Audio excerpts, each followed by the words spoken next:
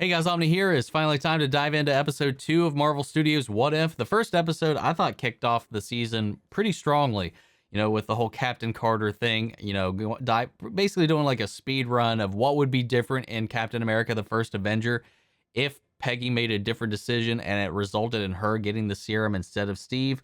I liked how it all played out. It wasn't the exact same. There were a lot of familiar elements. There was a lot of parallels to the First Avenger, and it was a lot of fun. I liked seeing how Peggy handled it versus what Steve did. I felt like it kept their characters intact. I don't think it really changed their characters at all, really, even. And I like how, Steve was still Steve at his core, regardless of the super soldier serum. It really stayed true to his character. And I did like that he got to do something as well with them getting the Tesseract, and then Howard Stark being able to develop an Iron Man type suit that is powered by the Tesseract to give him something to do, kind of creating this Stargirl and Stripe kind of duo between Captain Carter and the Hydra Stomper. It was a lot of fun, and I really liked what they did with it. It was just, it was just fun. That's all it is, man. I didn't expect too much out of it, and it still got me some emotional beats in there. I think it was just a beautiful. The art style itself was also really gorgeous. The action was great. I had a fun time with it, man. That's all I can say. But let's go ahead and dive into episode 2. This one is What If T'Challa Became a Star-Lord?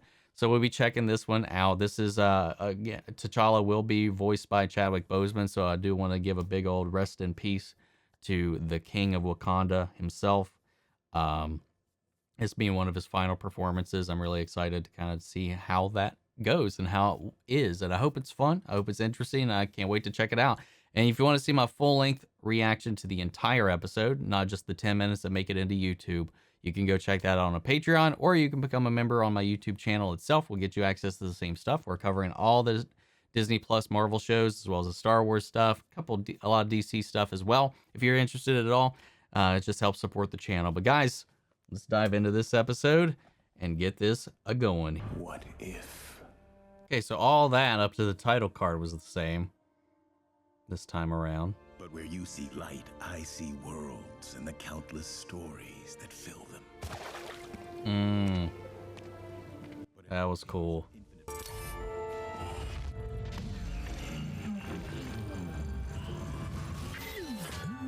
Drop it! Drop it now! Who are you? Oh my, Star-Lord! They actually know who he is this time. That's funny. I was expecting. Hey, stop! What the fuck? Should we be bowing? I feel like we should be bowing. I mean, we should be kneeling. Neither is necessary. Please, you are a lord. It is not an official title. Of course you would be humble. Classic Star-Lord. I almost wish I didn't have to take that from you. It's just that my boss, Ronan, super intense, could be convinced to make a career change. Appreciate the interest, but we're all staffed up. Oh, totally get it. But at least now, Not gonna lie, this does feel a little out of character for this guy. Really what you want. should I not use the gun? Go ahead. Really? Please. No, it's not a problem. I could get rid of it. It's okay. You sure? Go ahead. Use the gun. Oh, that is so generous of you. Ready? Oh, yes. You do not disappoint my lord. Son Lebo so spry. I'm right here. Hit me. I barely moved. Hit me. Oh, Classic Star-Lord. that was such a weird interaction. Besides, wouldn't you rather use it to jumpstart the Krellorian's dying star? Save their system from extinction. You know as well as I. So he's like turned around the Ravagers into like a group of like kind of like heroes, actually. Wait, was that ship called the Mandela? Is that what was on it? What you call destiny is just an equation. As fate would have it, at that very moment, a Ravager spacecraft was arriving on Earth to abduct the spawn of the celestial ego. But how did they end up there? Yondu outsourced the assignment to his subordinates. You morons grabbed the wrong kid. not so fast, Captain.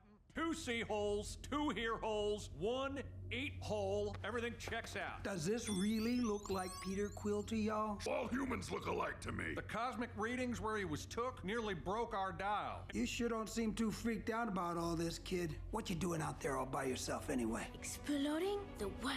But why stop at one world, huh? When we can show you all of them. I almost feel like this is a bit of a stretch as far as the setup for this. Like, but that's not the point.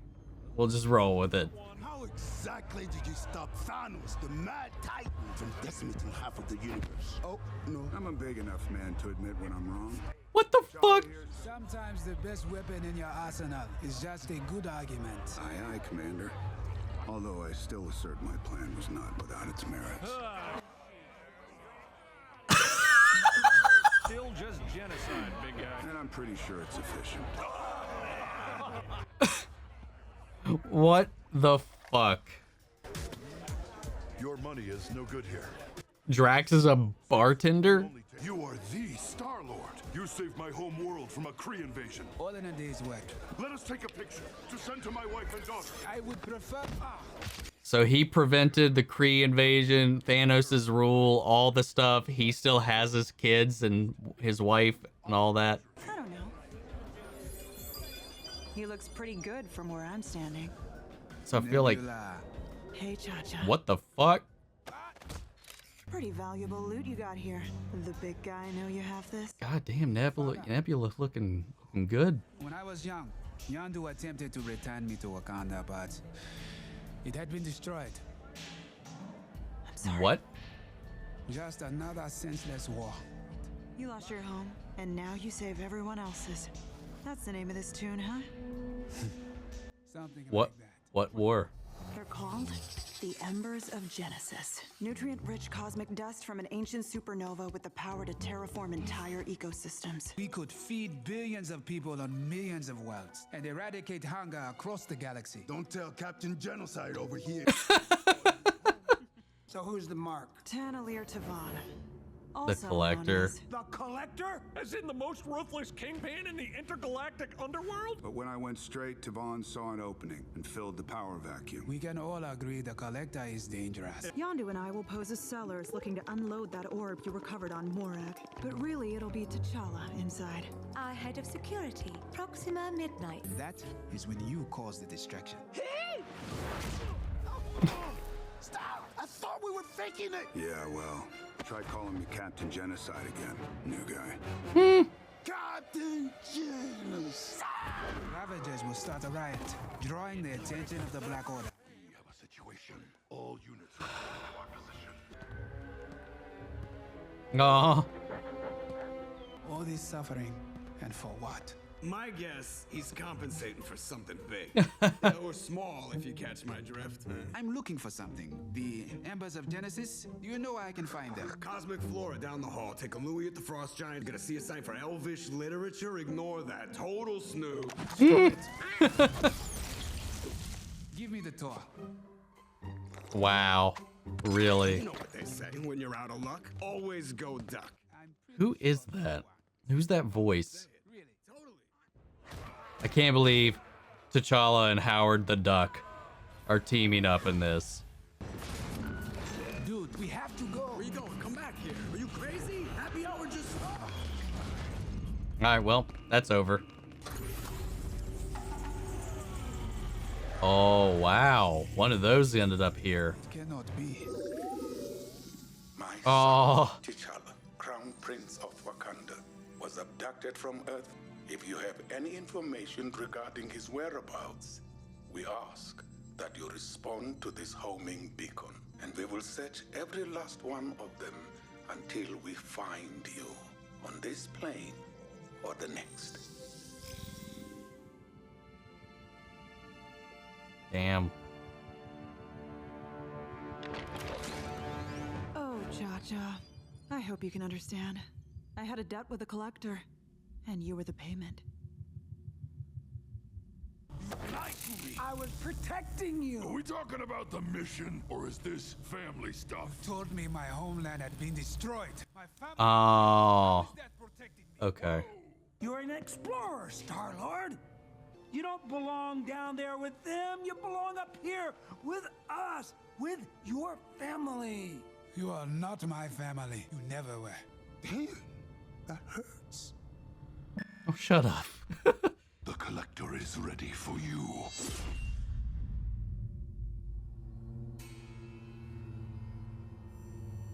Oh, fuck. Where I come from, history has never looked kindly on those who lock men in cages. Ma, make a note. Let's not waste the wall space. Dissect him and strip his remains for parts. How could you do this to us? To my best friend T'Challa. You are the worst. This was always the plan.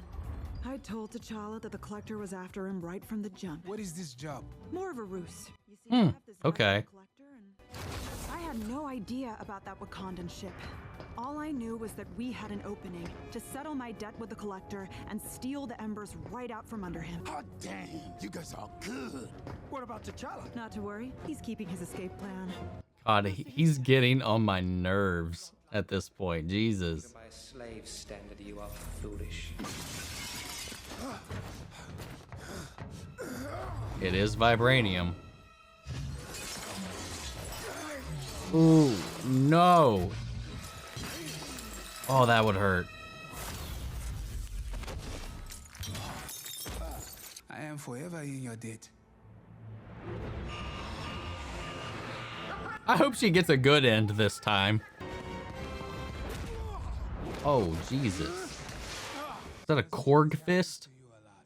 Packs quite a wallop, does it not? I hacked it off the carcass of a terribly chatty crowman. Oh. If that's not your style, there's plenty more we can play with. It was Korg. A dagger forged in dark matter. He's got the shield. He has Mjolnir. Or perhaps you prefer something a Damn touch it. more elegant. Oh my God. A necrosword, courtesy of the Asgardian goddess of death. So is he saying that power comes from the helmet, not just her? Okay.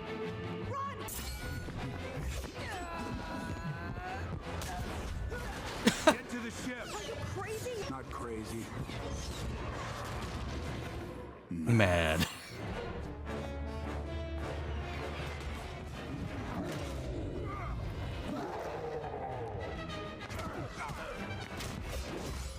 Oh. A Ravager never flies solo. That shattered easy. No way in hell I was gonna leave here without my kid.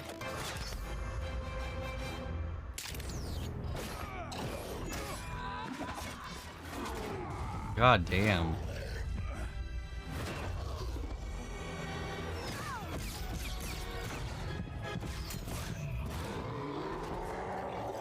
Eat this.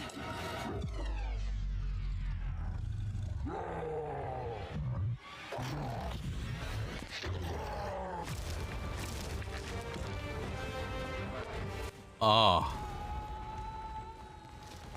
Get beanstalked. Okay, any ideas? Sticky fingers. Could work. Who's the clue? You are, because you lied to me. Fair point.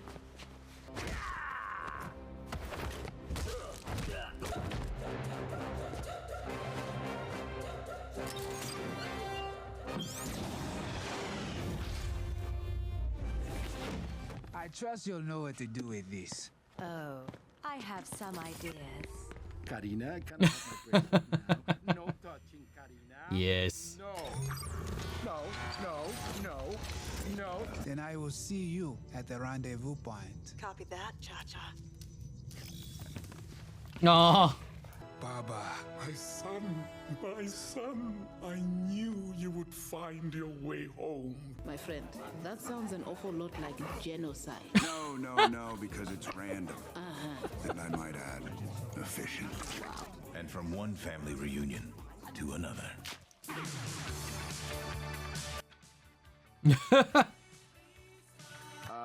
Sorry, we're close.